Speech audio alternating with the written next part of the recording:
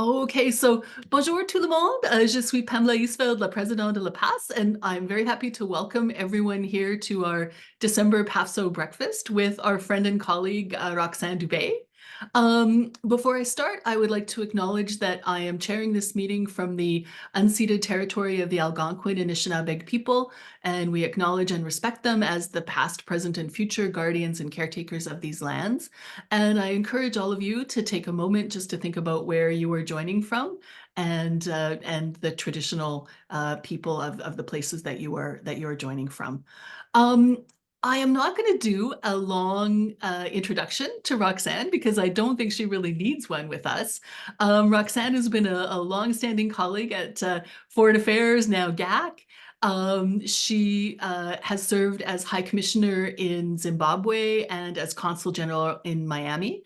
I believe her last position before she went off to a much well-deserved encore career was as Inspector General at Global Affairs Canada, where I worked with her in my capacity as co-chair for psychological well-being, which was a very interesting angle on the work of the department. But as you know, Roxanne has written a book and partly about her experiences when she was Consul General in Miami, and she's here to talk to us about it. If you would like a copy of the book, please send me an email. I'll put my email in the chat. We have 2 copies of the book, and one in English, one in French. And if you would like to be part of the draw for a copy, send me an email before noon today. And I will, at the office, we will draw a name, include your name and your address, and whether you'd like the copy in English or French. And we will do a draw and we'll send a copy of the book to 2 lucky people. So Roxanne, I will turn the floor over to you. And merci beaucoup pour être ici avec nous. We Parfait. appreciate it a lot. Merci. Vous m'entendez bien? Oui. Yes? OK, good. Alors, écoutez, bien contente d'être... Merci, Pam. Merci, Pam, pour m'inviter à ce déjeuner. Et je suis très contente de vous rencontrer tous. C'est un peu comme revenir à la maison d'une certaine façon et ça me fait plaisir et j'espère qu'on aura du temps pour faire des échanges plus informels. En fait, c'est ce que je veux dire. C'est que ma présentation, il n'y a pas de PowerPoint. C'est très informel et c'est très direct, en fait. C'est un témoignage d'une expérience assez importante qui m'est arrivée, qui nous est arrivée. Alors, il y a 3 parties à ma présentation. La première, c'est pourquoi. Pourquoi écrire sur une histoire aussi, ma foi, assez difficile? Pourquoi revenir en arrière? Pourquoi reprendre? Ensuite, parler un peu du contenu, comment c'est structuré et les ramifications qui, je pense, pourraient être tirées auprès du ministère et pour le métier que vous faites, que nous avons fait. Et s'il reste du temps, un peu de considération sur ce que ça m'a entraîné à faire pour l'avenir. So why did I write this book? La première chose, c'est que je l'ai écrit pour moi. Soyons francs. Ça a été comme une thérapie et j'ai un tiroir dans mon pupitre à la maison que j'appelle le tiroir des lamentations, où les premières versions des chapitres étaient vraiment une mère complètement éplorée qui essayait de comprendre ce qu'il n'avait pas compris. Parce qu'on pense que quand on arrive et que la force frappe, on peut assez rapidement déduire ce qui est arrivé, mais ce n'était pas mon cas à tout le moins. Et la deuxième raison pourquoi je l'ai fait, c'est honnêtement pour mes enfants. Vous vous souviendrez que mes enfants, mon fils aîné avait 18 ans à l'époque et mon plus jeune à peine 15 ans, 2 semaines dans sa 15e année. Et j'avais le besoin, comme mère, de départager ce qui était, ma foi, leur responsabilité, surtout la responsabilité de mon fils aîné et la mienne surtout. Et j'ai eu jusqu'à la fin et encore aujourd'hui énormément d'appui de mon fils Marc, qui a maintenant 23 ans. And I also did it because I had the pretension that I could help. When it happened, and I certainly didn't want to speak to a psychologist for quite a long time, I went to this bookstore in Miami, this big bookstore, and I felt, well, there must be something in there for me. There is certainly something about grief, even grief of losing a child. But you would expect something like an accident, a disease, an enduring mental illness that may cause a child to do something that is unthinkable. But I didn't find anything, honestly, very little on a child who is perfectly intelligent, perfectly capable, who goes into crime. And I know why. Because that is not easy to write about. Because it brings you into your role as a parent. And I had the pretension that I wanted to do this, and I did. And I also felt, as I really delved into the consular case in Miami, that it could be useful for the department to look at it from within, and for Canadians, actually, to look at it from within, and for you guys in terms of the other ramifications, which I'm going to talk about. Et je l'ai aussi fait parce que ça présente le cheminement d'un enfant de 15 ans qui est emprisonné, qui fait vraiment face à la prison parce qu'il était le seul enfant à ce moment-là qui était incarcéré, le seul Canadien qui était incarcéré à l'étranger, et en plus, le seul Canadien qui était inculpé de meurtre au premier degré. Juste pour rappeler rapidement, mon fils aîné est entré dans un appartement avec l'intention de voler de la marijuana. Il est mort. Un autre adolescent, malheureusement, est mort, qui avait 17-18 ans. Et Marc, qui était dans le siège de la voiture, le siège du passager de la voiture, a été inculpé de meurtre au premier degré. Donc, c'était toute une histoire pour lui. Et de voir son cheminement, ça c'est la troisième partie du livre, en termes de son cheminement en prison et ensuite sa conversion à l'islam, c'est quand même assez intéressant parce qu'il vit maintenant une vie de paix et avec des objectifs très clairs. And finally, I felt at last I needed to tell our story. Many people had written about it, had said many things about it. And I felt if I had the courage, and courage is not the word I like, but the capability to do it, I should do it. So today, in terms of describing the book, the front part of the book, which is in 3 parts, is really honestly and unflinching, like without hesitation, examination of a mother of certain blind spots that contributed to a really big tragedy. Et ce que j'ai découvert et ce que j'ai vraiment essayé d'approfondir en 2 temps, c'était la question de la connexion d'un parent envers ses enfants. Et ça m'a pris du temps à comprendre la relation du parent vers son enfant et pas l'inverse. C'est souvent ce qu'on pense dans ces moments-là. Et par la suite, à ma grande surprise, j'ai vraiment approfondi toute la question d'une mère blanche avec des enfants noirs. Et j'ai traversé le chemin difficile d'examiner mes biais, mes préjudices, pourquoi j'avais vu mes enfants comme des biscuits Oreo, noirs à l'extérieur et blancs à l'intérieur, et pas compris leur réalité. Et j'ai retrouvé, ça a pris du temps, un chemin, je ne dis pas que c'est le chemin, mais un chemin pour avoir une relation plus authentique avec mon fils et les gens qui sont comme mon fils. And what I discovered is that my oldest son would more than likely not have committed the crime he did in Miami if he had been white. But more importantly, he certainly did not do it because he was Black. And if you get me, unpacking what I just said is a very important thing to do in that whole piece about diversity, equity, and inclusion. So I spent a fair amount of time on that. Then we get into the tragedy. There are 4 million Canadians that go to Florida every year. And we look at the United States as our friend, cousin, even our brother and sisters. But when it comes to the justice system, it is quite different. Judges are elected. Cameras are in the court. This is their society of retribution. Child find themselves, as did my son, in no time into an adult court system. And it's a good testimonial of a journey towards social justice. And to see how that degree of anger on the part of the police, the prosecutor, and the judge, which formed a block, Surprisingly, the judge was seemingly just as involved with the prosecution. Really felt like huge on all of us. And it created a situation where we were saved by a video, because it's not just in movies. Police can make testimonials that are not necessarily the facts, and that is described in the book.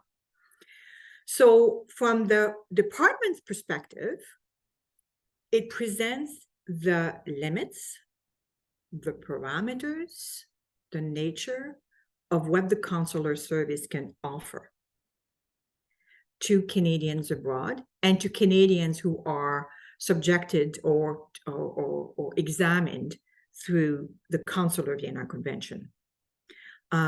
Et c'est pas une critique, il n'y a aucune critique dans le livre à l'égard du ministère, mais c'est quand même intéressant de voir derrière la scène et de ma perspective comment le ministère a réagi et comment moi j'ai dû comprendre les limites de ce que pouvait offrir le ministère. Et ça devient un petit peu plus apparent aussi lorsque je suis demandée à comparaître en cours et comment mon rôle, mon titre est interprété par la prosecution. Et je devrais dire que lorsque je suis revenue et au moment où ça s'est passé, évidemment, le ministère était pleinement engagé et a offert un service extraordinaire. Pour ce qui est du consulaire, lorsque je suis revenue, j'ai senti quand même vous savez comment ça fonctionne, la culture du ministère. Hein? Quand on revient, c'est comme revenir d'un posting. On t'aime beaucoup, on passe à d'autres choses. On est très heureux de passer à d'autres choses, Roxanne. Donc, il n'y avait pas nécessairement une grande intérêt à avoir un peu comme un lessons learned de ce qui s'était passé. Et je le comprends parfaitement. Peut-être je suggérerais pour ceux qui travaillent dans ce domaine-là et pour vous aussi de peut-être penser en termes différents, ça aurait été possiblement utile. And in that section as well, and in the book, there is a chapter. There is gratitude throughout about how the many positive supporting messages that I received from my colleagues in the department.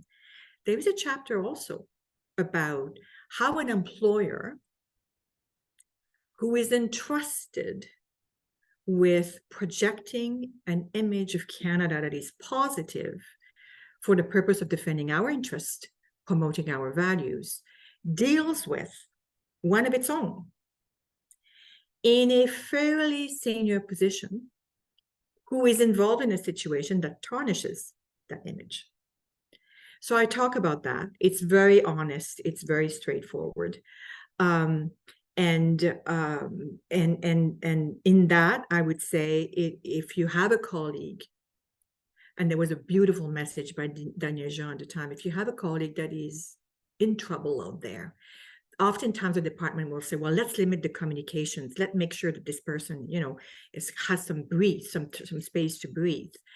I would say yes, but I would say don't stop those communications. Especially if it's just a kudos, I'm thinking about you. Don't think of building a book that's going to come to you a month later. Just let it flow, because it's very important at that time. It plays a very important role. And what it also shows in those, not directly, but indirectly in these chapters, is the sense that, as I have heard, not many times, but I did hear it. Well, this happened because children of diplomats, they're ill-adjusted to begin with. They keep moving from one country to the other. So, they don't know much about attachment and blah, blah, blah, blah, blah. Well, the book will clearly demonstrate that it was much more deeper than this. I'm just going on the surface here, and that is not a factor in this. And I'm glad that it will correct that. Quand je parlais tout à l'heure de l'acheminement de mon fils, vous le voyez sur la couverture du livre, au retour de son séjour en prison et après son bootcamp, et il est sorti des États-Unis dans des circonstances absolument extraordinaires, presque loufoques. Vraiment, c'est un retournement, un rebondissement d'événements qui n'était pas prévu ni par la juge, ni par la procureure, ni la procureure. Mais lorsqu'il est revenu, il m'a annoncé, c'est dans un chapitre, qu'il s'était converti à l'islam. Je fais mention de ses six qu'il a visité, je fais mention aussi de, en termes très simples, qu'est-ce qui l'a motivé à faire ça? Et depuis, plusieurs me demandent souvent qu'est-ce qui est devenu mon fils. Ben, il a 23 ans. Il est sur le point de compléter un diplôme universitaire, un baccalauréat en linguistique appliquée. Il parle l'arabe couramment. Il a sa propre institut pour l'enseigner. En fait, il l'enseigne à des gens en Floride. Quelle ironie du sort. Et il travaille à temps plein pour un organisme charitable, humanitaire. Et entre autres, il s'intéresse à des programmes de prévention pour les enfants qui sont sujets au crime. So we both came out of this profoundly changed. And even though I came back and I did the helm of the Canadian Foreign Service Institute, and I eventually became Inspector General, something I certainly did not anticipate would happen, what an overt and gratifying expression of support by senior management. Even though I did all of this, that is not what was in my heart of heart in terms of what I wanted to do. This book was my goal. And the picture on the book is really where we are. It is a mother who is connecting, obviously, with her child, who sees him, hopefully, in all of his difference, and who validates that difference. And him is looking ahead and looking at his future. So now that's what I do. I am a little bit the white person who has the pretension to want to talk about how to better connect with other races and other culture. And I just did a talk last week at Ottawa University to executives in the public service, and it went very well. So I want to continue to do that because I believe, and this is my concluding statement, this is my belief, and this is what I say when I speak about this. In that diversity, equity, and inclusion piece, if we really want to make a difference, we need to look at this as a competency, not just, as often we do, learning and attitude. It's more than that. It's skills, it's abilities, it's experiences, it's going towards, it's making mistakes, it's correcting those mistakes, it's wanting to really find a new space. And why sometimes it doesn't work very well is because we do not take people at the level of competency that they are. And there's no point in telling somebody be an ally if they're not at that stage. We need to work as to what people are at, and with compassion and with empathy. Alors, merci de m'avoir écouté, et je serais heureuse de vous écouter maintenant. Merci beaucoup. So folks, if you would like, if there is the Q&A box at the bottom of your screen, you're welcome to put your questions in there, and Roxanne and I will see them and get her to answer. Or if you want to put up your hand, we would be happy to promote you to a panelist so that you can ask your question by voice. Just be aware, though, you will have seen the recording button. So if you do that, if you talk, your voice will appear on the recording. Just in case that bothers anyone. I'm looking, I'm not seeing any hands. Don't be shy. Don't be shy. But maybe, Roxanne, while we're waiting for people to think of their questions, could you tell us just a little bit? We've got quite a few writers among the group, I think, at PAFSO. Can you tell us a little bit about what it was like when you came up with the idea for the book, and what process you went through to getting published, and why you chose because you self-published in the end, right? But maybe what was involved in that and why you chose to do it that particular way? Okay, so I'll tell you the story, and then I'll tell you what I learned from it. So I knew fairly quickly that I wanted to write. I didn't know how and exactly what I wanted to say. So I did a first draft in 2019. It was picked up because the publishing process in Ontario, in the rest of Canada, in English Canada versus Quebec, is different. In English Canada, you have to go through some intermediary who is some kind of an agency that first do a first editing and then they send it to the publishing house. And the publishing house will not receive your product until it has gone through those. So I did that, and absolutely, we're going to take your product, madam. It's going to be wonderful. And they sent it off, and nobody wanted it. And I'm so glad they didn't, because I was still too emotional. And for those of you who read Hillary Clinton's book after she lost the presidency, her campaign to the presidency, I started reading that book and I just put it down. I felt, well, my God, it was too emotional. It was, the world is wrong and I'm right. And there was I had not processed. So you want to make sure you know how to process this. So I waited, and I would call, and the second attempt is I pushed the English aside. I wrote it in French, which I should have done in the first place. And then I was more capable to tell my story. And la façon dont je l'explique, c'est que c'est comme un échafaudage quand on écrit. J'imagine que c'est le même processus pour les romans. C'est que tu écris des chapitres, tu ne sais pas si tu vas les garder. J'ai un chapitre sur ma conversation avec la mère de Joshua, le jeune homme qui est décédé, que je n'ai pas mis finalement, parce que je trouvais que c'était trop personnel. J'ai un chapitre sur comment j'ai appris.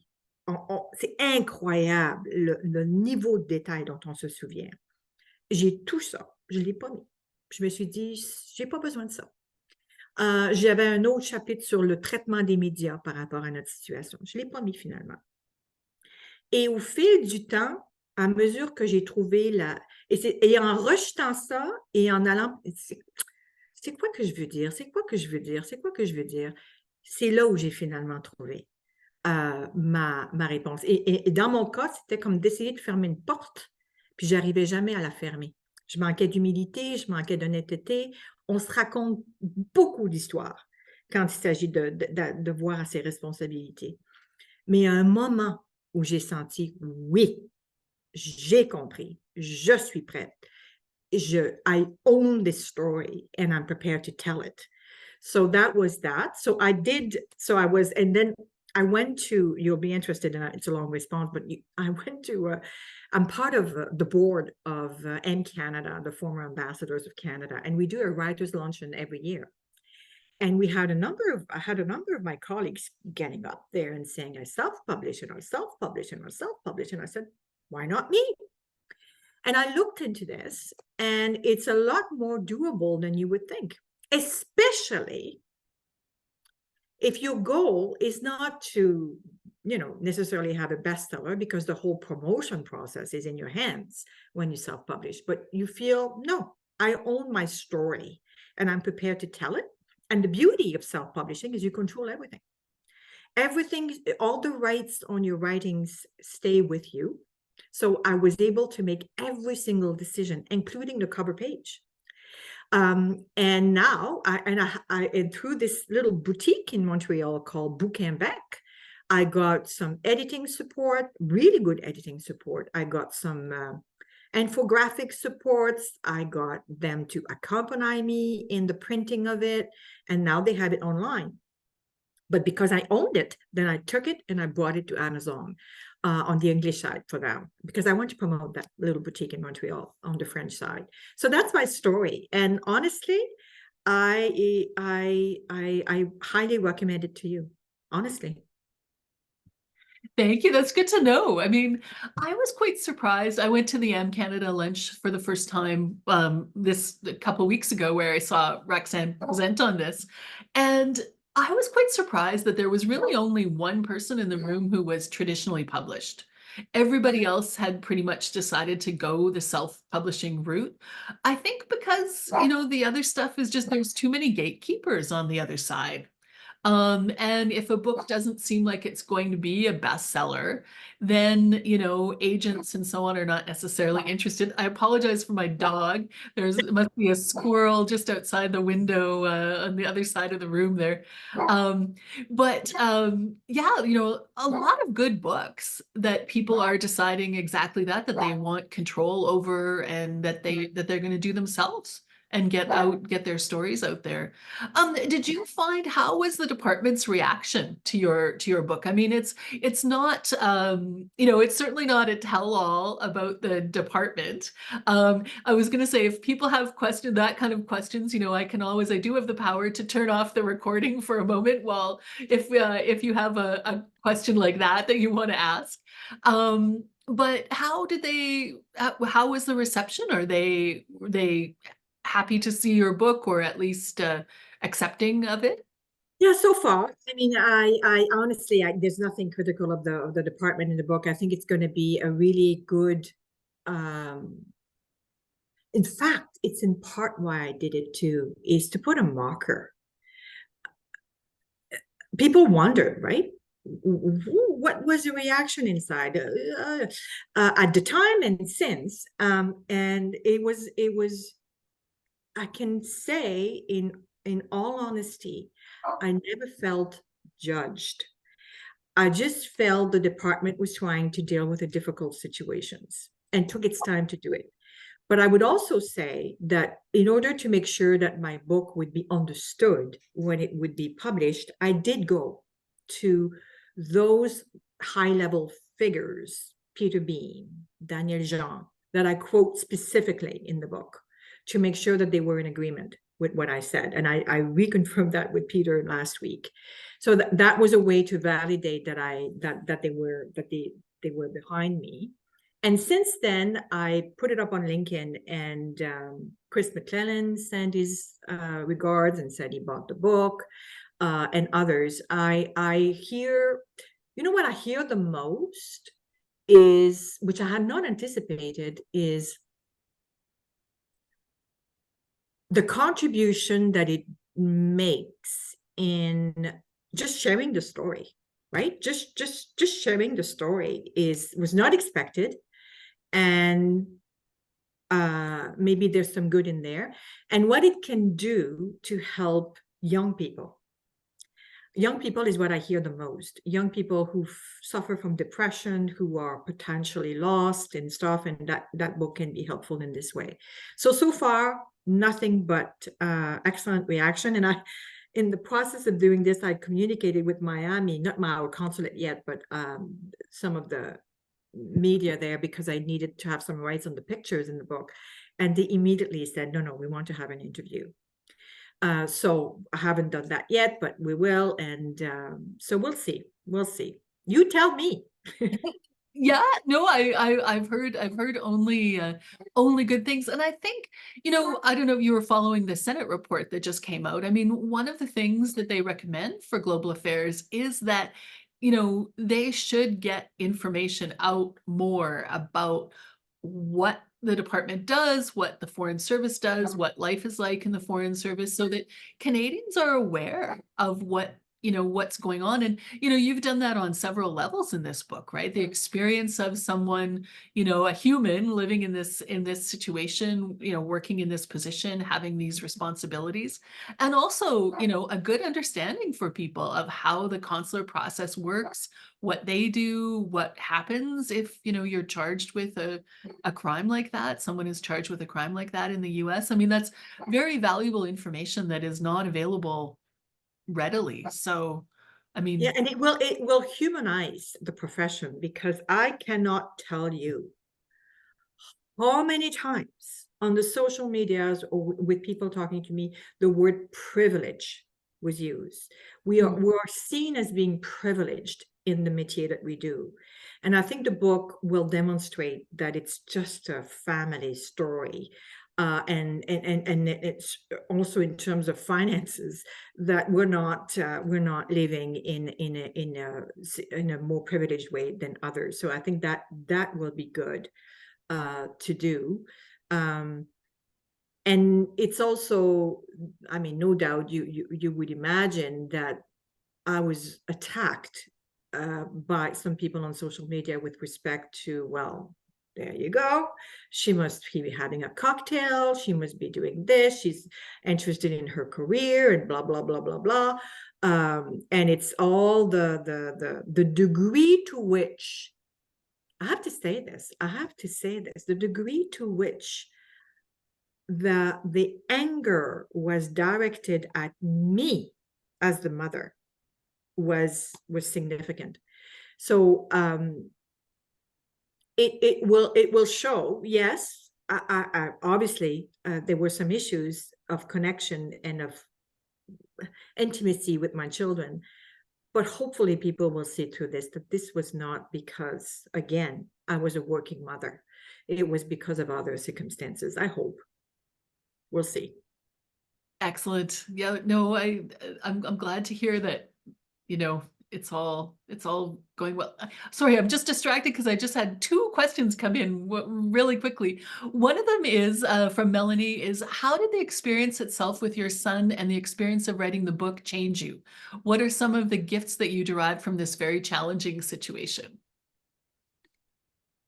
I think um, I am in the best time.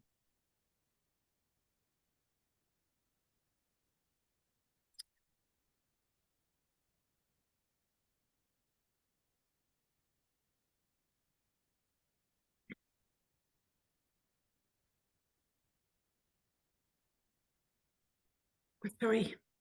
No, no, take your time. It's One thing I've discovered is uh, it can come up anytime. One thing I have discovered is, as I said earlier,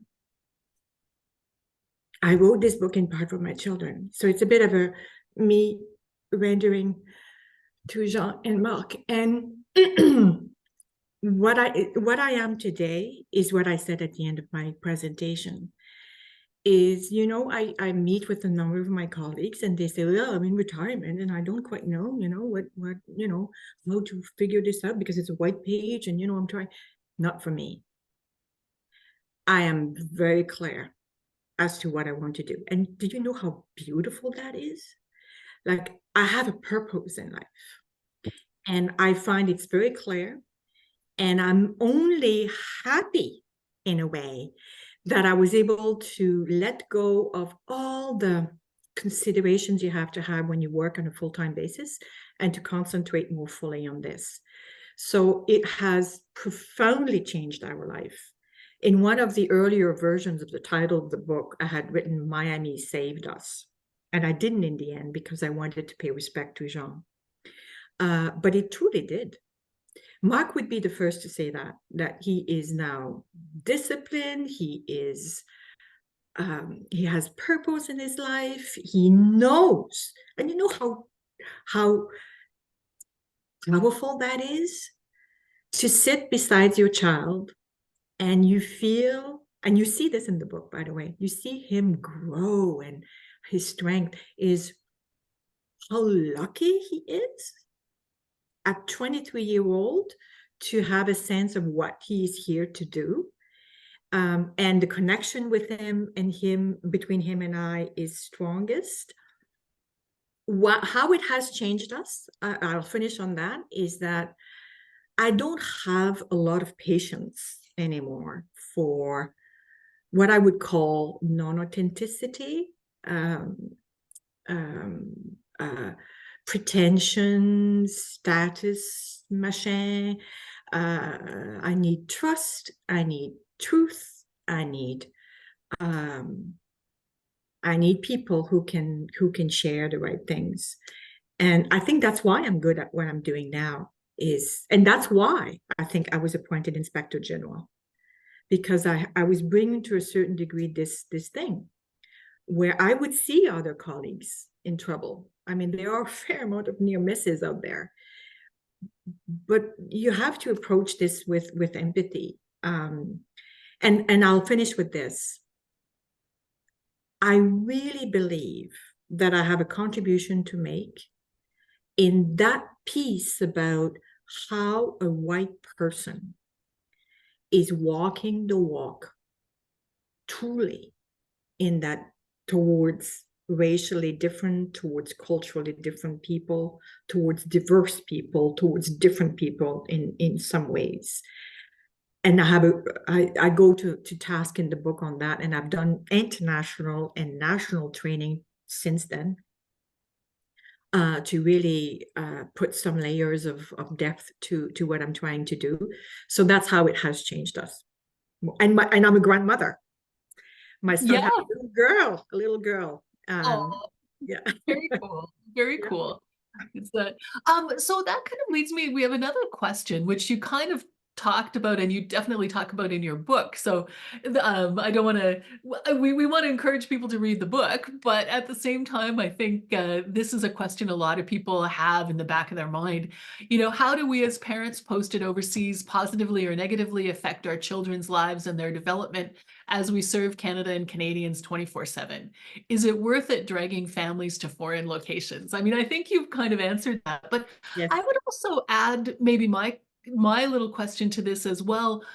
Is there anything that we could be doing as PAFSO or anything, you know, the system could be doing that you've seen that would have helped in any way? I mean, I know, you know, you've gone on record a few times as saying like this was not because, you know, they're diplomatic kids, right? It was not because they were moving and so on and so forth. But how do you feel? I mean, and you know, maybe drawing on your experience as Inspector General as well with the different situations you saw, what could we be doing better, you know, to make sure it isn't that? I have a few points there. I suspected you might. Yeah, I do. And Yeah. that's why I really wanted to write about this, because I didn't want the story to be and I still have people, when they want to be nice to me, they'll say, "Oh, Roxanne, you were doing everything for your children. That's so sad what happened. Children, you can say one thing to one and he'll do it this way, and you can say something to the other one and he'll go this way, and blah blah blah blah blah." No, that's why I wrote the book. No, we do have a responsibility as parents, and I'll tell you a little story, and it's true. Because when it happened, you tried to find answers in every possible circumstances, or that friendship, or that circumstance. Oh yeah, and of course, if I had known what was going to happen, I would not have gone to Miami. That is a fair point to make. But what I really wanted to make sure, really wanted to make sure, is that it's not because of circumstances out there.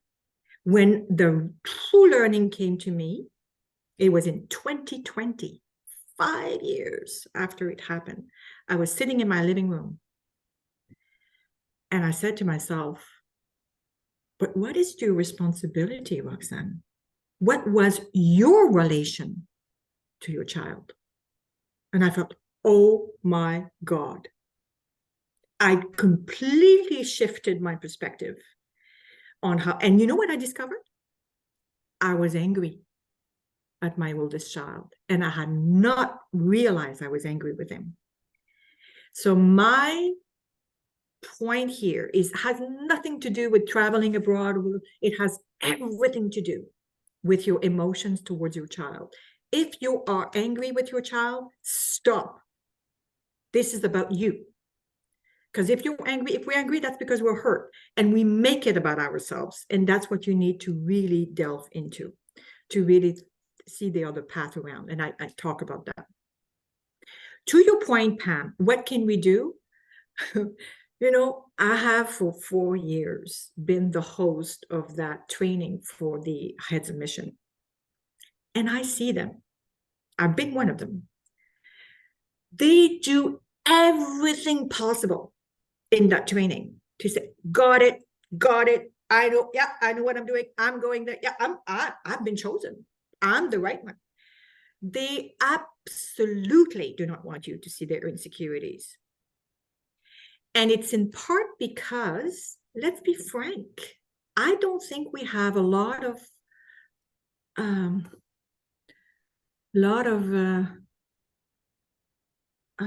what's the word? A lot of openness to that, in a sense. We say we do. And I was Inspector General during COVID-19, and I brought to the deputies really the circumstances on the ground. And I don't think I felt that it was well, anyway, I'm not going to go there. But you know what I mean? We need to be more willing to allow people to talk about their true circumstances, because what is happening in our service is happening in the rest of Canada, in other métiers, etc. And we need to statuize, de-hierarchize what we do and allow people to be people. Yes, no, I hear you. And I hear a lot more about these things in this now that I'm doing this co-champion thing.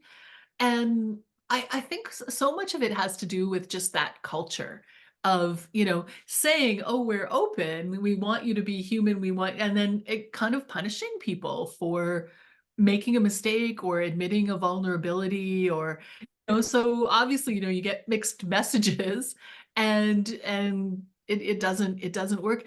I see Julia's been waiting patiently. She has her hand up and she's willing to talk. So I will Oh, ask her great. to unmute. I can't seem to put cameras on, but we can hear voices anyway. Julia, go ahead. Hi, everybody. Hi. Welcome. Can you? Yeah, good. Okay, good. There's a little delay. That's fine. Roxanne, it's great to see you and great to hear you talk about this.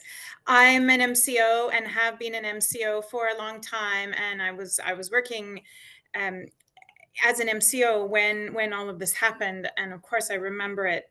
It was so impactful, and I'm delighted to hear you and see you speak today. So thank you very much for coming on. It's been great. Because as a consular officer, it's we don't usually get to see the other side. We don't usually get to see the outcomes or what happens to our consular cases. Our job is to help the person on the ground and then get them back to Canada. Generally, that's the goal, and to try and help as best we can at the time in the situation. And when this was all happening and when you were going through this, I remember thinking, like, gosh, I wonder what I would do if I were the consular officer helping in that situation. How would I react? How would I help? What would I do? And I'm interested to know, I guess, both from the consular perspective, but also from the personal perspective, what for Hmm. someone going through something like what you experienced, what helped you? What did not help you? What and you mentioned a little bit about Daniel Jean being very open and being very direct, but on a very practical, personal level, what would you recommend for people who who need to who have to speak with someone who something like this has happened to, or want to approach someone like this? I would say, first of all, don't be afraid. And I'll to not necessarily follow the book by the book. And I'll give you an example. I learned in the space of 1 hour that my son had died and my other son had been charged for first-degree murder in the most awful circumstances. I was at hospital, and then I went to the police station, and blah blah blah. And then there was this locally engaged staff person who came to me at the court. I was to go to court to first court hearing, and he says, "Do you need a lawyer? I know someone who I think can help you." And I said, "Yes." And he sent somebody to the court who ended up being the best of the best. In this case, about a day or 2 days later, I got from the Canadian MCO a list of lawyers that I could pick and choose from. I can tell you, I needed that lawyer right then, that first day. And I appreciated that this person, he didn't say pick him, but he said, I can help here. And I know we don't do that, but I needed that at the time. The second piece I would say is when I would go to the consulate and the doors were open and I had an office and everybody was very nice to me. I don't know why, Julia. I don't know why. But all the information I got about how consular was dealing with my son came from a locally engaged staff. Whenever I would talk to the Canadians, I don't know why, they didn't tell me what was happening behind the scene. It could be because they were very cautious. It could be because they felt the true, and I was said that a couple of times, the consular case is your son. And they would tell me, no, we've gone and visited him and that they would tell me. But the other pieces, they wouldn't. So, and it might have been just circumstances, Julia. I don't want to read too much into it. But what I'm trying to say is the more informal, even if it's just informal conversations, the better. And because it doesn't take very long, does it? For us to understand that there's only so much that the consular service can do. You cannot interpret the American laws. We're on our own, and we need to find our way towards this. But those would be the two comments I would make. And then I would have liked, I will be frank, I would have liked to be invited or to have an opportunity, because I did go and sit down with these people. I would have liked to say, so how did it go for you, Roxanne, from the other hand? Tell us, we'd like to learn. There was no appetite for that. And I don't blame anybody, Julia, because I think it's human nature. He was so happy that this was finally going away. In other words, people, I think what it was is that people were, oh my God, what is she going through? And what am I going to say? What I'm not going to say? And I'd say, no, be engaged. People would say to me, oh, I mentioned your son's name. I want to talk about my son. I want to keep him alive. I'm okay. People would come in and talk to me and they say, so you're okay, right? And I would say, yes, I'm okay. Which was a way for them to say, I don't want to go there. This is too much for me. And so I don't, it's no critique. I don't have a critique. I just say, this is truly how it happened in my case. And it goes to what Pamela mentioned about the culture. I think we need to, from a department's perspective, become a little bit more willing to go into mushy conversations. I don't know if that helps, but that's what I do. Thank you. I really appreciate that. That's really useful. Thank you. Thank you. No, well, and I remember coming to your office when you were Inspector General, and I mean, I'm probably not that good at the emotional side of things. And I remember you had a portrait of your son on your wall or in behind you. And I remember thinking, is that the son who died? Should I say something? And we didn't know each other very well. And then you said, this is my son, and I was then okay, I talked about it, but I guess it's good to get that message, that it's not like mentioning it brings up something that you're not already well aware of. And can I add something else? I know Ursula wants to say something. I mean, this is something, because you saw me a little earlier become emotional. And what happened is that there's this little pocket in my heart. When you lose somebody that is close to you, I'm not the only one. There's always this little pocket in your heart that somehow can burst at any time. And I think we need to allow that. We need to, there were people when I would start crying, there was, oh, okay, well, the football game. What happened in the football game? And they wanted to change the subject. No, just let it be. Just let it be. You don't even have to say anything. It's just that it's so impossible not to. Just let it be and just be there. Yeah, that's all I would say. Don't be surprised. Don't think it's because it's something you did. Don't think it's because there's anything special that you have to do.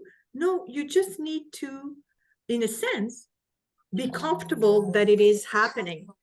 That's it. Yeah. So that's good. I think good for a lot of us to hear if it doesn't come quite naturally to us, you know, for different reasons. Ursula, would you like to talk? Absolutely. And first of all, I just want to say thank you, Roxanne, for your honesty and for your courage and joining and us and sharing this story. I know I followed it quite intently through the media when it was happening and had so many questions, and it's an important story. And I wanted to say first, before I got to my question, how much I appreciate what you said about the dip kids myth. And the working parent with dip kids myths that are out there. Certainly, I can't, count the number of times I've heard everything from "you're taking your kids where," to other kinds of judgmental comments. But actually, my question is not on the work front at all. Actually, I loved so much what you were talking about, facing the blind spots and connecting with our children where we may have those blind spots. In my case, just to sort of share where I'm at, I have a child who has come out as transgender in the past years. And here's my question, right? Because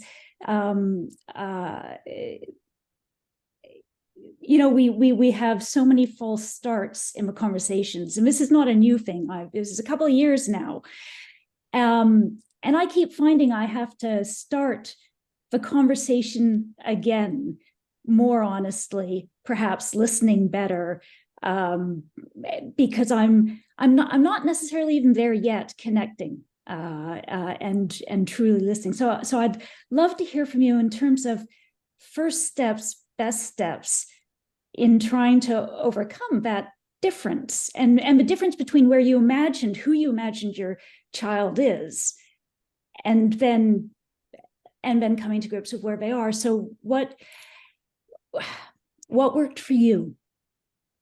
What made the difference? What made the difference in the end is truly in the end is I did some tests. And I talk about that in the book. I did some tests. And then this was after everything had happened. And I felt, I got this, I know how to deal with my son. I'm totally in favor and I know how to do this. And I did the test and I still had biases and prejudices. And I was, oh my God, I almost made a depression because for me, it was life and death.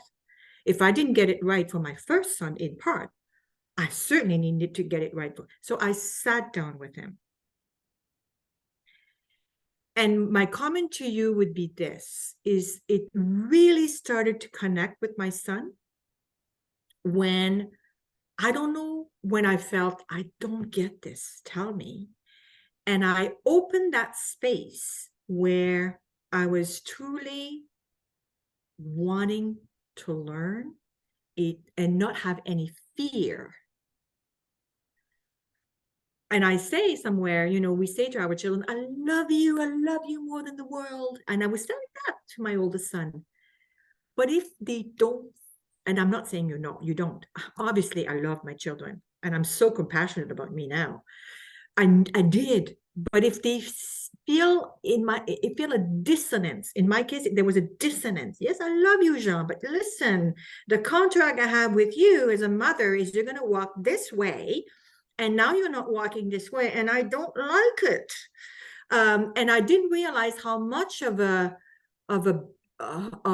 fact that I was putting on him the responsibility to be how I wanted him to be. In your case, I don't know what it is. It could be that you're still figuring out, or maybe you have fear for your child in terms of what it's going to mean to be a transgender child.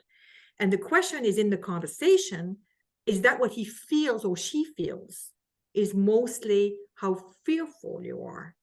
Or are you able to put that on the back burner and say, no, it's not about his release or her, it's not about my emotions.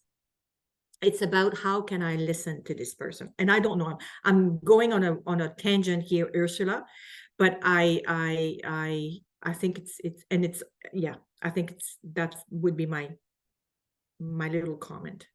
They are all different and unique cases, but you're right. Fear is the enemy. Yes. Thanks. And Pam, you're going to tell us how other than putting in our name for a freebie, how we can purchase this book at the end of it, I imagine. Yes, I will do that. You can book him back and then on Amazon.ca. But also, if you look at the in my last message, the invitation for this event, there are some links in there for where to get the book. So thanks, Ursula. Thank you for nudging me in that direction. Maybe what I'll do, since we're coming up on an hour and I'm not seeing any questions, maybe I will ask Roxanne, do you have any last words? And then what I'll do is I will, if you don't mind, for a couple minutes, we'll end the recording, and then we can give people a chance if there's anything anybody wants to ask that they don't want on the recording, or anything that you want to say, just to the people live who are here, then we can have a couple minutes to do that. So any last words? What I would say is what get us out of a situation sometimes that is difficult, or when we're in it. What I've learned the most is, I know it's going to sound wishy-washy, but it works. It's compassion. And when I was able to be compassionate about that Roxanne, who was trying to do this and that, I was able to own it and move forward. But you have to do the work. You have to own it. It's so important. Otherwise, you're not going to be well. You're going to pretend to be well. So that's what I would say. Be compassionate about yourself. And second of all, in the work that you do now, if you have challenges, if you feel going through a tough patch and stuff, reach out. There are some I was able to see with Daniel Campo and the others in the I was responsible for that group. They're formidable. They really are formidable. And I think that would be my comment. And you're heroes, and keep up the good work. Well, thank you so much for this. I think this has really covered a lot of ground, things that are on people's mind, and from a very human perspective. So, it's very welcome, and I'm pretty sure that this video after is going to get a lot of views from people who will be coming back wanting to revisit some of the wisdom that you've shared here. So I will say thank you very much for this, and I'm going to stop the recording now. Stop cloud recording. Yeah.